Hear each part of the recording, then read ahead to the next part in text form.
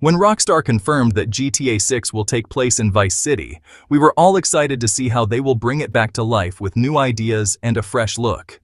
As the excitement grows, it's a great time to remember what made the original Vice City so special. Today, we're diving into the neon-lit streets of GTA Vice City, one of the most unforgettable games in the Grand Theft Auto series. Released in 2002, Vice City took players on an exciting adventure through a made-up 1980s Miami, filled with crime, flashy cars, and a great soundtrack. But did you know that this popular game was inspired by some classic movies? Join me as we look at 9 movies that helped shape Vice City. The Godfather. In the mission Supply and Demand, Tommy Vercetti says, "Sleep with the fish," while taking out some speedboats. Eat it! Eat it! Sleep with the fish! This is a direct reference to the famous line, "Luca Brasi sleeps with the fishes." Sleep with the fish is usually used to announce someone's death. What the hell is this? That's a Sicilian message. It means Luca Brasi sleeps with the fishes. In the final mission, Ken Rosenberg also references this line. I like fish. I love fish. I love them as pets in bowls, or as food on a plate, but as much as I love them, I don't want to sleep with them, okay? The last mission in Vice City is called "Keep Your Friends Close," which is a famous quote from Michael Corleone. The full line is, "Keep your friends close, but your enemies closer." He taught me, keep your friends close, but your enemies closer. This fits perfectly with the mission, where Tommy has to deal with betrayal from his boss, Sonny Forelli, and his old friend, Lance Vance. Next up is Casablanca. In the final mission of Vice City, Tommy Vercetti turns to Ken Rosenberg and says, "You know, Ken, I think this could be the beginning of a beautiful business relationship." This line cleverly references the final scene of Casablanca, where the main character says, "Louis, I think this is the beginning of a beautiful friendship." Unfortunately for Tommy, this optimism is short-lived. After the events of Vice City, Ken becomes addicted to cocaine and ends up in rehab in GTA San Andreas, Caros Way. In Vice City, there's a character named Ken Rosenberg, who is Tommy Vercetti's shady lawyer. Rosenberg is always paranoid and snorting cocaine because he's afraid his clients might eventually kill him. This is a lot like David Kleinfeld from the movie Caros Way, who is also a corrupt lawyer with a drug problem. Rosenberg even looks almost exactly like Kleinfeld. Goodfellas.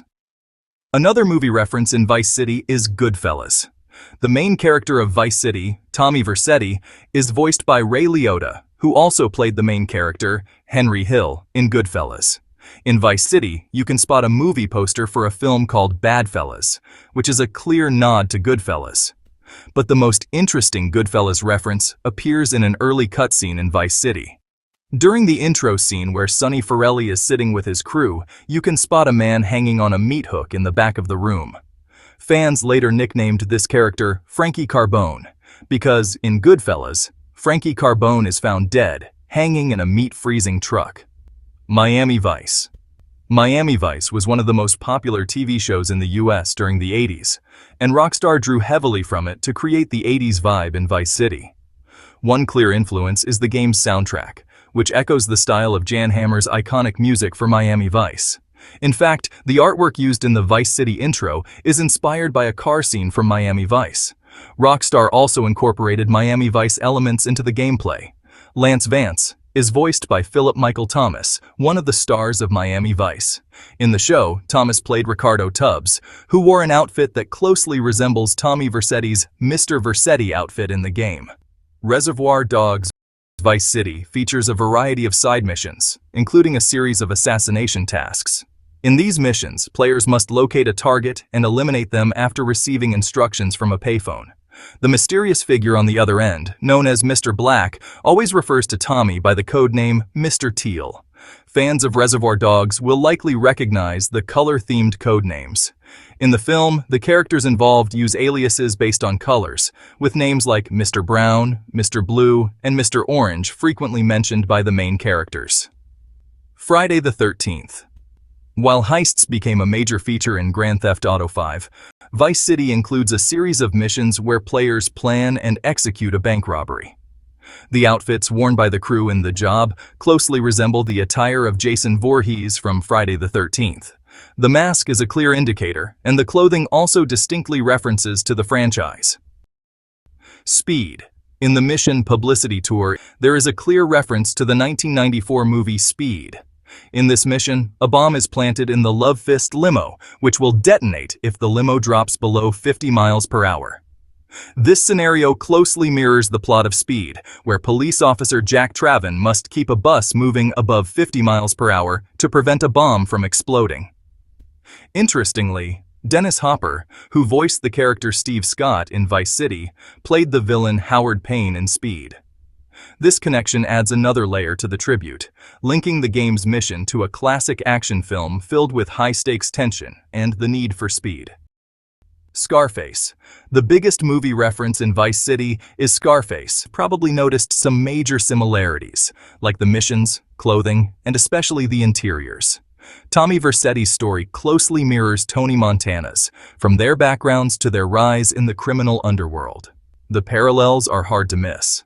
In Vice City, Tommy's climactic showdown occurs at his sprawling estate, where he confronts rival gangs seeking revenge. Players are plunged into a fast-paced shootout, battling waves of enemies amid the luxurious surroundings. Similarly, in Scarface, Tony's final battle unfolds in his opulent mansion, where he confronts a group of armed attackers. High on cocaine and wielding his automatic rifle, he fiercely defends his territory and fights to maintain his empire. Both endings are filled with chaos and violence, highlighting the high stakes of their quests for power. But it's not just the storylines that are similar. Vice City is filled with direct references to Scarface. Even the outfits pay homage to Scarface. The floral shirt that Tommy Vercetti wears early in the game is nearly identical to Tony Montana's iconic look.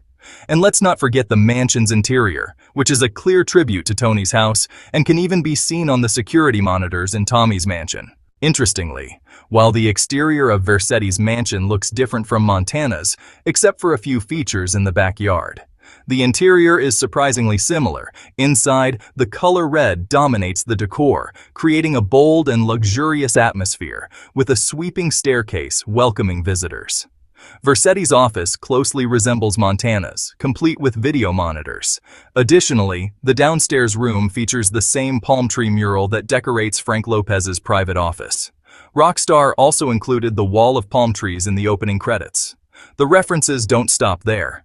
The interior of the Malibu Club in Vice City closely resembles the Babylon Club from Scarface, capturing the luxurious, neon-soaked vibe.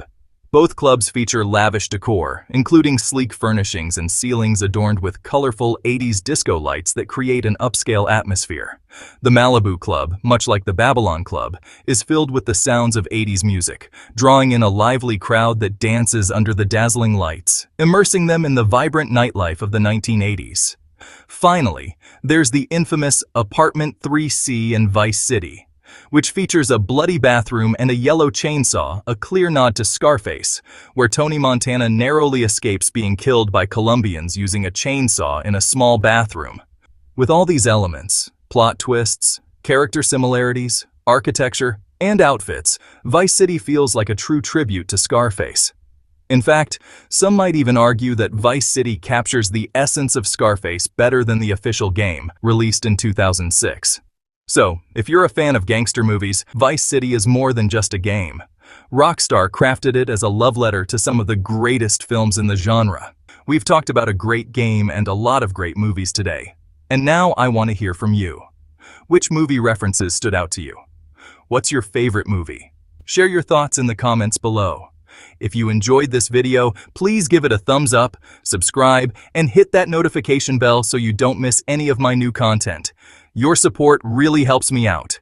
Until next time, stay adventurous and keep the spirit of Vice City alive.